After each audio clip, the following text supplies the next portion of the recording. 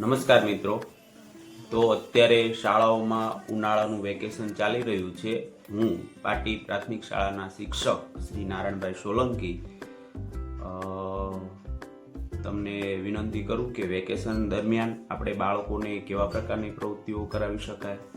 તમે આપણું બાળક છે એ એક ખૂબ જ ચંચળ સ્વભાવનું છે. એને ખબર નથી કે પોતે શું કરવાનું છે, ક્યાં જઈને અટકશે, પરંતુ એક સારા વ્યક્તિ તરીકે આપણે એને પ્રેરણા આપવાની છે. જો આપણે એને યોગ્ય જગ્યાએ લઈ જઈશું તો એ પોતે આગળ વધશે અને એક સારું કાર્ય કરી શકશે. વેકેશનમાં વાલીની ભૂમિકા. વેકેશન દરમિયાન એક વાલી તરીકે તમારી શું ભૂમિકા હોઈ શકે એ પણ તમારે ધ્યાનમાં રાખવું જોઈએ. મિત્રો, આપણે ગુજરાતીમાં ઘણી બધી કહેવત છે કે બોલે તેના બોર વેચાય, માગ્યા વિના માં પણ ન પીરસે. એમ આપણા બાળકને કહ્યા વિના એ પણ ન કરે. તો વેકેશન દરમિયાન આપણે બાળકને કેવી પ્રવૃત્તિઓ કરાવી શકાય, એને એના જીવનમાં ઉપયોગી થાય એવું આપણે એને શું આપી શકીએ તો એનો સારો ઉચ્ચ વિકાસ થાય. બરોબર. વેકેશન એ માત્ર આનંદ માટે નહીં, પરંતુ બાળકમાં રહેલી કળાઓ, એનામાં રહેલી પ્રતિભાઓ, એનામાં સારા સંસ્કારો આપવા માટેનો ઉત્તમ સમય છે. વેકેશન દરમિયાન બાળકો જો ટીવી અને મોબાઈલથી દૂર રહીને એનામાં રહેલી સર્જનાત્મકતા વિકસાવે તો એનો સર્વાંગી વિકાસ થાય છે. તો વેકેશન દરમિયાન બાળકોને ઘણી બધી પ્રવૃત્તિઓ આપી શકાય, જેમ કે ભાષા સંબંધી પ્રવૃત્તિઓ. તો બાળકોને દરરોજ તમે એક વાર્તા સંભળાવો. બાળ વાર્તાનું સારું એવું પુસ્તક લાવીને આપો, એને વાંચન કરવાનું કહો. દાદા દાદી હોય તો દાદા દાદીને પણ એમના સમયની વાર્તાઓ એને સંભળાવો, યાદ રાખવાનું કહો. અને એ યાદ રાખેલી વાર્તા એક સમયે એને બેસીને લખવા પણ કહો. જો આ પ્રવૃત્તિઓ કરતો થશે તો બાળકમાં એક સારા સંસ્કારોનું સિંચન થશે. બાળકને નવા નવા શબ્દો લખવા કહો, જોડાક્ષરો લખવા કહો.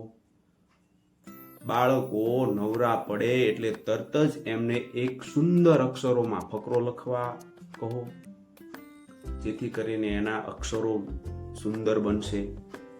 જોડાક્ષરો બોલાવો. બાળ વાર્તાઓની સાથે સાથે બાળકોને તમે લોકગીતો સંભળાવો.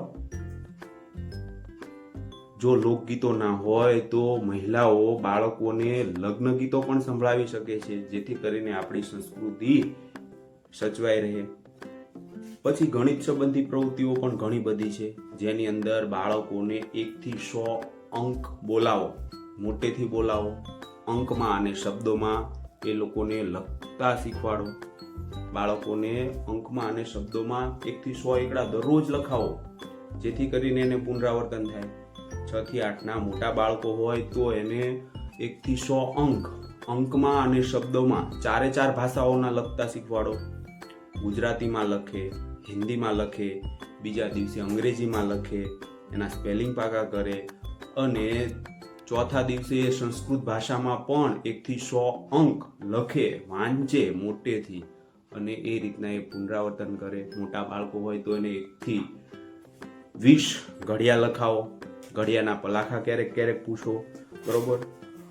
ઘરની અંદર ઘણી બધી વસ્તુઓ છે, તો એ વસ્તુઓની એને ગણતરી કરતા શીખવાડો.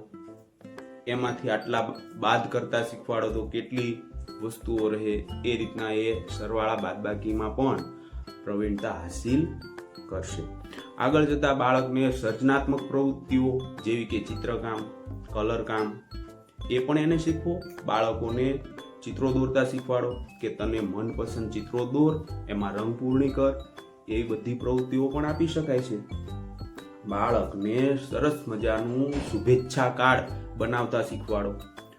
જો એ શુભેચ્છા કાર્ડ શું કહેવાય, તો પહેલાના આપણા સમયમાં, એ સમયમાં આપણે દિવાળી ઉપર એકબીજાને શુભેચ્છા કાર્ડ આપતા હતા, તો એને સમજ કેળવો અને એને સરસ મજાનું શુભેચ્છા કાર્ડ બનાવતા પણ શીખવી શકાય. આગળ જોઈએ તો બાળકને વેસ્ટમાંથી બેસ્ટ બનાવતા શીખવો. આપણે પાણીની બોટલો પી અને ફેંકી દઈએ છીએ, તો એ પાણીની બોટલમાંથી તમે એને સરસ મજાની ગાડી બનાવતા શીખવાડો કે બતક બનાવતા શીખવાડો, પાણીની બોટલની ઘણી બધી વસ્તુઓ છે, ક્રિએશન, ક્રાફ્ટ વર્ક, તો એ એને શીખવાડો. આગળ જતાં પર્યાવરણ વિશે તો બાળકને છોડને પાણી ક્યારે પાવું, છોડ રોપવો, એ છોડમાંથી ફળ ક્યારે આવે, એની વૃદ્ધિ, વિકાસ, એના વિશે એને સમજાવો. મૂળ કહેવાય, પાન કહેવાય, અને આવા ફૂલ આવે, તો એ ફૂલોની ઓળખ પણ બાળકને આપણે શીખવવાની છે. ખેતરે લઈ જાઓ તો અહીંયા એને પક્ષીઓનો અવાજ, પક્ષીઓ બતાવો કે આને આ પક્ષીનું નામ શું છે એ શીખવાડો. બાળકોને એ પક્ષીઓ વિશે લખતા પણ શીખવો કે એ પક્ષી ત્યાં જોયું, એ કેવી કેવી પ્રવૃત્તિ કરતું તો એના વિશે 5 થી 10 વાક્યો લખ. તો એ રીતના પણ બાળકનો વિકાસ થાય છે. બાળકને પર્યાવરણની અંદર લઈએ તો બાળકને ઘરમાં સ્વચ્છતા કઈ રીતના રાખવી, કચરો ક્યાં ફેંકવો, પોતાના કપડાં સ્વચ્છ છે કે કેમ, પોતાના વિશે પોતે સ્વચ્છ રહે એના વિશેની સારી ટેવો આપો. નિયમિતપણે સવારે બ્રશ કરવુંથી લઈને નાહવું, સારા સ્વચ્છ કપડાં પહેરવા, પોતાના કપડાં આખો દિવસ ગંદા ન થાય એવી ટેવો વિકસે એવા આપણે પ્રયત્નો કરવાના છે. બરોબર. બાળકને ઘરમાં પોતાના કપડાં એ પોતે સંકેલતા શીખે, યોગ્ય જગ્યાએ મૂકતા શીખે, પોતાની વસ્તુઓ યોગ્ય સ્થાને બાળક મૂકે એવી ટેવો આપણે બાળકમાં આપવાની છે. તો જ એ બાળકમાં એ સારા ગુણોનો વિકાસ થશે.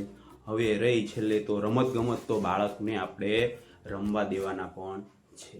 તો બાળકને વ્યક્તિગત રમતો રમાડો કે સમૂહમાં કબડ્ડી, ખોખો એવી રમતો રમતા પણ બાળકને રમવા દેવાના છે. એ પણ રમતા શીખવાડો. વહેલી સવારે ઉઠીને બાળકો દોડવા જાય વિદ્યાર્થીઓ સાથે, તોફાન મસ્તી ન કરે એ પણ એને શીખવવાનું છે. આપણી ગામડાની જે જૂની રમતો હોય એ રમતો પણ એમને શીખવો. ટાયર ફેરવવું કે ગમે, તો તમે જે રમતા હોય એ રમતો એ બાળકને કહો કે અમે આવી રમતો પણ રમતા હતા, તો એ રમતો પણ રમતા આપણે શીખવવાનું છે. અને બીજું, અત્યારે આ હેલ્ધી ખોરાક તો કોઈ લેતા નથી, ફાસ્ટ ફૂડનો જમાનો છે, તો બાળક પણ નિયમિત યોગ અને પ્રાણાયામ કરે એટલા માટે આપણે રોજ સવારે બાળક યોગ કરતો થાય, આસનો કરતો થાય એવા પ્રયત્નો પણ કરવાના છે. પદ્માસન છે, અનુલોમ વિલોમ પ્રાણાયામ છે, સૂર્ય નમસ્કાર છે, જેવી પ્રવૃત્તિઓ એ કરે, હળવી કસરત કરે તો એનું સ્વાસ્થ્ય સારું રહે એ પણ આપણે એને કહેવાનું છે. જો તમને મારો આ વિડીયો ગમ્યો હોય તો લાઈક, શેર અને મારી ચેનલને સબસ્ક્રાઈબ કરજો. અને આગળનો વિડીયો જોવા માટે નેક્સ્ટ ટાઈમ મળીશું. બીજું કે જો તમે તમારા બાળકને સાદી કસરતો અને યોગના આસનો કેવા પ્રકારના કરાવી શકાય એ તમને વિડીયો જોઈતો હોય તો કોમેન્ટ કરજો. હું એનો પણ સરસ મજાનો વિડીયો બનાવીશ, જેથી કરીને તમે તમારા બાળકને આપી શકો કે આવી પ્રકારની હળવી કસરતો કરાય, આવા હળવા આસનો કરાય, એ આપણા સ્વાસ્થ્ય માટે ખૂબ જ જરૂરી છે. Thank you.